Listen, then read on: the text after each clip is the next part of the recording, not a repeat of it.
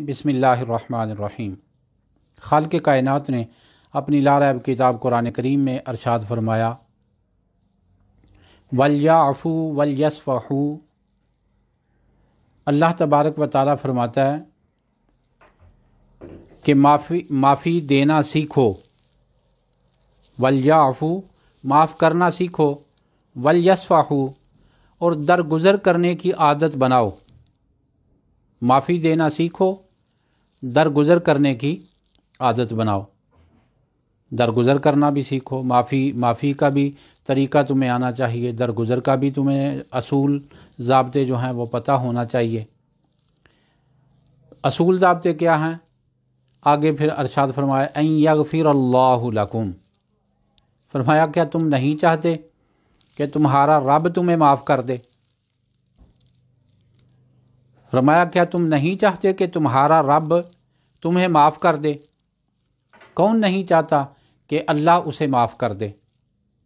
तो अल्लाह तबारक व तआला फिर उसका तरीका ये बयान कर रहा है कि तुम अगर अपने रब से माफ़ी के तलबगार हो, अगर तुम चाहते हो कि मेरा रब मुझे माफ़ कर दे, तो फिर दोस्त सबसे ज़रूरी और अहम बात ये जहन में रखना होगी कि माफ़ी देने की आदत बनाई जाए, माफ़ करने का तरीका सीखा जाए।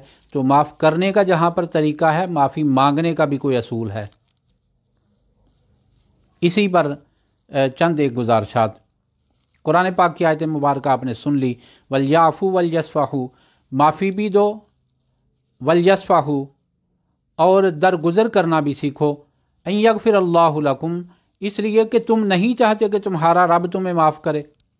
ये वाक़या उस वक्त इस आयत करीमा का शान नज़ूल जब सैयदा उम्मुल मोमिनीन सैयदा आयशा सिद्दीक़ा रज़ियल्लाहु ताला अन्हा पर बाज़ मुनाफ़िकीन ने इल्ज़ाम तराशी की, जिस सैयदना सिद्दीक़ अकबर रज़ियल्लाहु ताला अन्हु के जज्बातों के बाप थे। तो बहसीयत बाप दिल में बेटी के बारे में कोई बदज़ुबानी करे, बद कलामी करे, इल्ज़ाम तराशी करे, तो फिर बाप को गुस्सा नहीं आएगा तो किसको गुस्सा आएगा? नतीजा ये हुआ कि सैयदना सिद्दीक़ अकबर रज़ियल्लाहु ताला अन्हु ने ये फ़ैसला कर लिया कि मैं जिन लोगों की मदद किया करता था, उनकी मदद, जिन्होंने मेरी बेटी पर आयशा सिद्दीक़ा रज़ियल्लाहु ताला अन्हा पर इल्ज़ाम तराशी की है, आज के बाद मैं उनको माली मदद जो करता था, मैं माली मदद नहीं करूँगा। तो ये बात करके आपने दिल ही दिल में ये बात कर ली, या चंद असहाबे रसूल सल्लल्लाहु अलैहि वसल्लम से इसका इजहार भी कर दिया। तो उधर खालिक़ कायनात ने सैयदना सिद्दीक़ अकबर, हालांकि बेटी के बारे में दुनिया ने ज़्यादती भी की, इल्ज़ाम तराशियाँ की, मुनाफ़िकीन बढ़ चढ़ के इसमें हिस्सा लेने वाले थे, लेकिन अल्लाह तबारक व तआला का उसके बारे में हमने तो ये असूल बनाया ना कि ईंट का जवाब पत्थर से देंगे। अल्लाह तबारक व तआला सिद्दीक़ अकबर को इरशाद फरमा रहे हैं कि तुम ईंट का जवाब तुम पत्थर से नहीं देना, बल्कि तुम्हें माफ़ी के साथ उसका जवाब देना है। उन लोगों ने अगर ज़्यादतियाँ कर दी हैं या किसी की इल्ज़ाम तराशी की वजह से अगर वो गलत फहमी का शिकार हो गए हैं, तो तुम्हें माफ़ करना है। माफ़ क्यों करना है? या कि सबब यह है कि तुम अगर अपने रब से माफ़ी चाहते हो, तो तुम्हें अगर रब से माफ़ी चाहिए तो तुम्हें अल्लाह की मखलूक को माफ़ करना है। तो यही असूल है। सैयदना उमर फ़ारूक रज़ियल्लाहु ताला अन्हु के बारे में एक वाक़या पढ़ रहा था। उमर फ़ारूक रज़ियल्लाहु ताला अन्हु एक दिन आप उस वक्त खलीफा थे। हैरत अंगेज़ बात यह है, सुनने वाली बात है।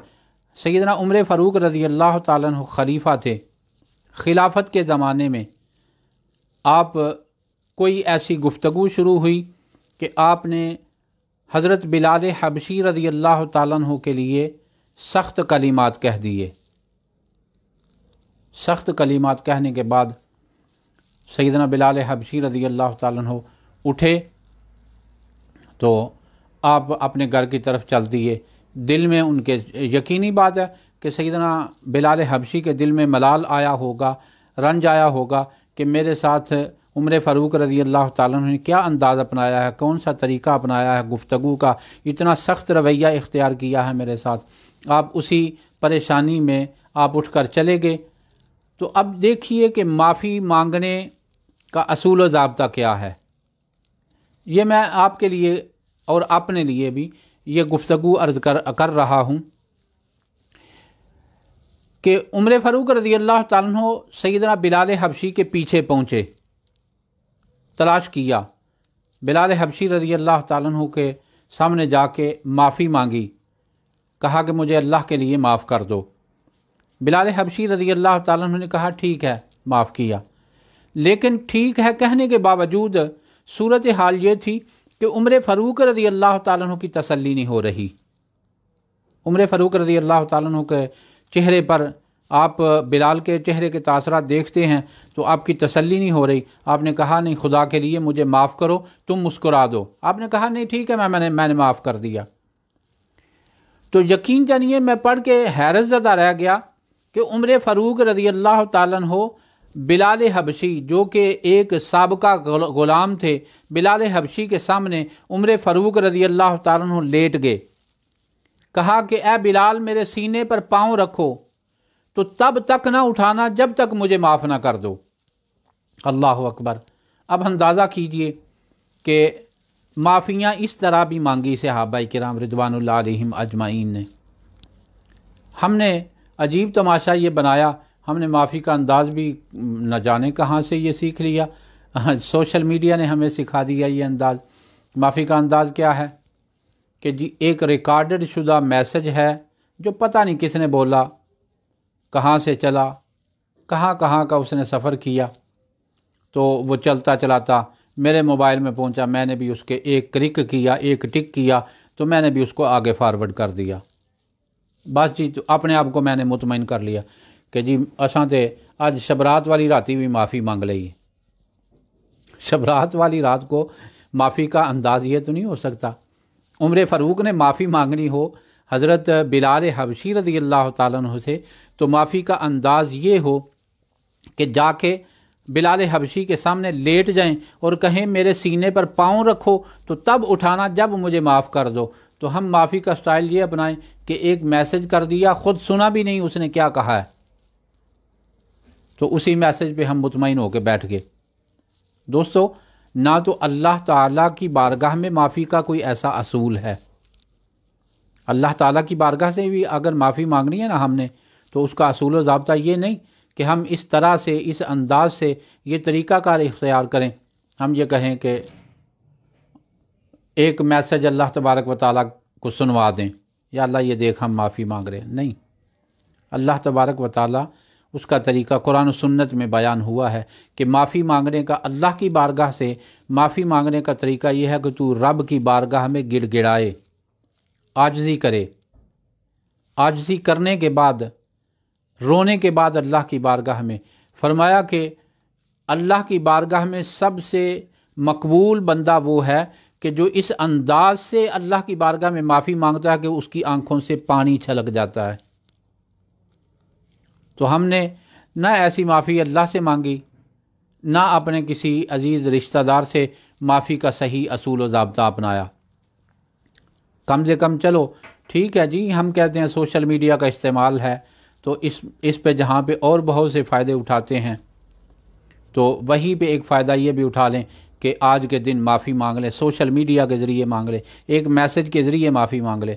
تو یہ تو کرو نا کہ میسج اپنی ہی آواز میں ریکارڈ کر کے، اپنی آواز میں بول کے، تو پھر اس سے کہو کہ بھائی فلاں میرے بھائی ملک وضاحت صاحب سن رہے ہیں، میں ملک وضاحت صاحب سے، محمد نواز صاحب سن رہے ہیں، میں محمد نواز صاحب سے کہتا ہوں بھائی محمد نواز، اللہ کی رضا کے لیے میں تجھ سے معافی مانگتا ہوں، اگر کوئی میرے تیرے معاملات میں کہیں مجھ سے خطا ہو گئی ہے تو خدا کے لیے مجھے معاف کر دے۔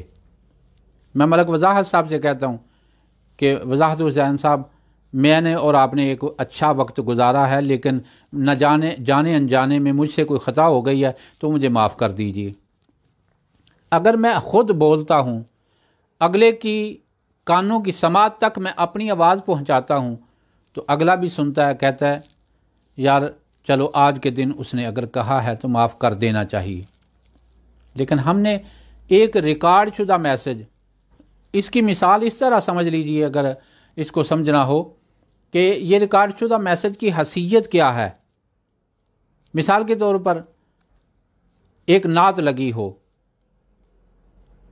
تو نعت پڑھنے والا بڑے خوبصورت انداز میں نعت پڑھ رہا ہو، لیکن میں پیچھے اس نعت کو اپنی جیب میں، موبائل کو اپنی جیب میں ڈالوں تو اپنے ہونٹ ہلانا شروع کر دوں، تو میں کہوں دیکھا میں نے کیا خوبصورت کلام بولا ہے، تو دیکھنے والا کہے گا بولنے والے نے بولا ہے، تو نے کچھ نہیں بولا، تو لب ہلا رہا تھا، تو لپ سنگ کر رہا تھا، تیرے لب ہل رہے تھے، لیکن اس کے علاوہ تو اور کچھ بھی نہیں، یعنی تیرا اس میں کوئی کردار نہیں، نہ تیری آواز میں وہ حسن ہے، نہ تو نے اپنی آواز نکالی ہے، نہ تو نے اپنی آواز میں پکارا ہے۔ جو ذکر رسول کر رہا تھا وہ تو تیرے موبائل میں چل رہا تھا، تو نے تو کچھ نہیں کیا۔ اچھا چلو دنیا داری کی مثال ایک لے لیتے ہیں۔ ایک شخص بڑا اچھی آواز میں گانا کوئی اپنی من پسند کا گانا لگا کے تو موبائل اپنی جیب میں ڈالے، تو اپنے یار کو منانے کے لیے کوئی گانا سنا رہا ہو، کوئی بات کر رہا ہو، تو لیکن گانا جیب میں چل رہا ہو، لب اس کے ہل رہے ہوں، تو یہ اس کا حقیقی اظہار یکجہتی نہیں، اظہار محبت نہیں، اظہار چاہت نہیں۔ اظہار چاہت ہمیشہ انسان کے اپنے لفظوں سے ہوا کرتا ہے، اظہار محبت بھی اپنے لفظوں سے ہوا کرتا ہے۔ کسی کے ساتھ اگر محبت کا اظہار کرنا ہو، اپنے باپ سے، بھائی سے، بیٹے سے، عزیز سے، رشتہ دار سے، کسی سے، تو تب بھی لب اپنے ہی ہلائیں تو محبت کا اظہار ہوتا ہے۔ اسی طرح لب اپنے ہی ہلائیں تو معافی ہوا کرتی ہے۔ یعنی میں یہ کہنا چاہتا ہوں، چونکہ میں لمبی گفتگو کے لیے آج میں حاضر نہیں ہوا، صرف ایک چھوٹا سا یہی میسج دینا چاہتا تھا کہ دوستو، یہ جو ہم نے معافی کا طریقہ اپنایا یہ غلط فہمی ہے۔ یہ کسی عزیز رشتہ دار سے معافی کا کوئی طریقہ نہیں، کسی دوست سے معافی کا یہ کوئی سٹائل نہیں ہے، نہ یہ اللہ کو پسند ہے، نہ اللہ کے رسول کو پسند ہے، نہ کسی ہمارے بزرگوں کے طریقہ سے یہ بات ملتی ہے کہ ہم ایک میسج پکڑیں۔ کچھ لوگوں نے میسج لکھ کے فارورڈ کرنا شروع کیا، پتہ نہیں کسی نے لکھا تھا تو اسی لکھے ہوئے کو ہم آگے فارورڈ کرتے رہے۔ کچھ لوگوں نے وہ لکھا ہوا فارورڈ کیا اور کچھ لوگوں نے بولا ہوا میسج جو ہے وہ آگے چلاتے رہے، اور دل ہی دل میں گمان تو کرتے ہوں گے جس نے میسج بھیجا ہوگا، چونکہ درجنوں میسج مجھے بھی دوستوں کی طرف سے آئے، تو میں تو اس کو معافی نہیں تصور کرتا۔ شاید آپ کے ذہن میں آتا ہو، آپ اس کو معافی تصور کرتے ہوں، لیکن جس کا آپ نے جرم کیا ہے، آپ نے کسی کا حق کھایا ہے، تو آپ کو ایک میسج کر کے تو اس حق کو ختم تو نہیں کر سکتے۔ آپ نے کسی پر کوئی ظلم و زیادتی کی ہے، کسی کو مارا ہے، تو کسی ایک میسج فارورڈ کر کے آپ اس سے معافی سمجھتے ہیں کہ مل گئی، تو یہ آپ کی غلط فہمی ہے، اپنے آپ کو دھوکہ دے رہے ہیں۔ جس طرح انسان اور بہت سی باتوں میں اپنے آپ کو دھوکہ دیتا ہے، اس بات میں بھی انسان یہ دھوکہ ہی دے رہا ہے اپنے آپ کو کہ وہ یہ تصور کیے بیٹھا ہے کہ میں نے جی میسج کیا تھا، فارورڈ کر دیا تھا، میسج ایک پیچھے سے آیا تھا، میں نے اس کو فارورڈ کر دیا تھا، میری معافی ہو گئی ہے۔ معافی کہاں سے ہو گئی ہے؟ ایک کا تو نے مال کھایا ہے تو تیرا اس سے معافی ہو جائے گی؟